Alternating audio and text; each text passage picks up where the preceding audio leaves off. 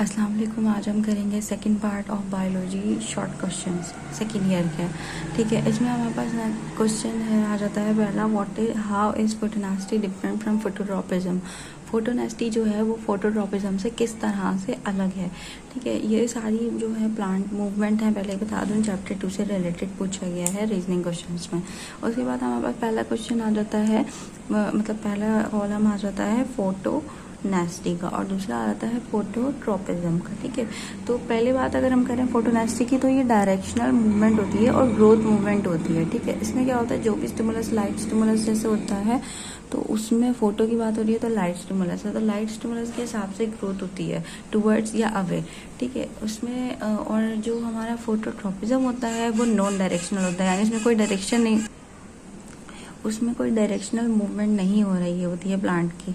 ठीक है, उसमें बस एक रिस्पॉन्स शो कर रहा होता है प्लांट हमारा लाइट को। ठीक है, और अगर फिर हम दोबारा बात करें फोटोनेस्टी की, तो इसमें क्या होता है, ग्रोथ शो होती है। किस तरह से होती है कि स्टेम, जैसे कि फॉर एग्जांपल स्टेम ऊपर की तरफ ग्रो करती है और रूट नीचे की तरफ ग्रो करती है, तो ऊपर की तरफ यानी टुवर्ड्स द लाइट ग्रो कर रही है स्टेम, तो ये पॉजिटिव फोटोट्रॉपिज्म, और ये roots away from the light growth कर रही हैं तो ये नेगेटिव फोटोट्रॉपिज्म।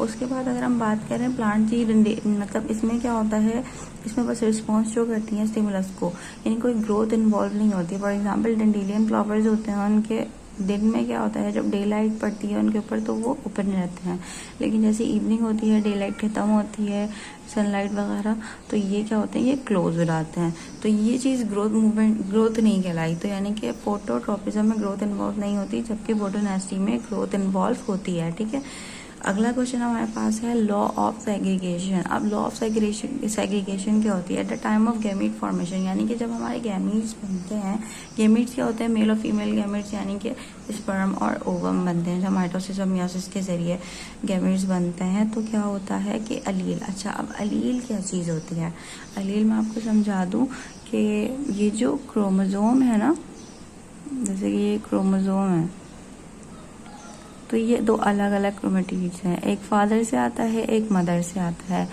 तो इसके जो सेम लेवल पे एक तरह की जीन होंगी, कि ये फादर से आई होगी, ये मदर से। फॉर एग्जांपल ये आई कलर की जीन है, तो ये मदर से आई है और ये ब्लू है, और ये फादर से आई है और ये ब्राउन है, या ठीक है, ब्राउन है और ये ब्लू है, तो ये डिफरेंट है। तो जब हमारे पास गैमीट्स बनेंगे तो क्या होगा कि ये अलग चला जाएगा और ये अलग चला जाएगा। ठीक है, और एक मतलब ये वाली चीज़ यहाँ पे लिखी है, at the time of gamete formation, यानी जब गैमीट बनते हैं तो एक अलील सिर्फ जो है वो सेपरेट होती है और गैमीट में चली जाती है, यानी कि इसमें सिर्फ ब्लू वाली गई और इसमें सिर्फ ब्राउन वाली गई, और ये प्योर कहलाएगा, यानी फिर सिर्फ इसमें एक ही चीज़ होगी, ब्लू और ब्लैक, कोई एक चीज़ होगी। ठीक है, तो इसी चीज़ को, यानी ये प्योरिटी को, इसी चीज़ को हम कहते हैं लॉ ऑफ सेग्रीगेशन। ठीक है, नेक्स्ट क्वेश्चन हमारे पास पूछा गया है, define nastic movement. Nastic movement क्या होती है, मूवमेंट वो मूवमेंट जो कि रिलेटेड होती है, पीछे हम फोटो नेस्टिक उसकी टाइप पढ़ चुके हैं डिफरेंसेस में।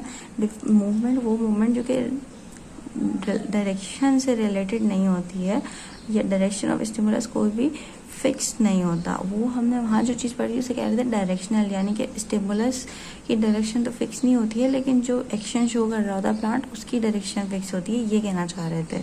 ठीक है, तो इसमें होता क्या है कि फॉर एग्जांपल सनलाइट तो हर तरफ से ही आ रही होती है, तो अब इसमें होता क्या है कि लीव्स या पेटल्स वगैरह में ये चीज़ ज़्यादा देखी जाती है कि ग्रोथ भी इन्वॉल्व हो रही होती है।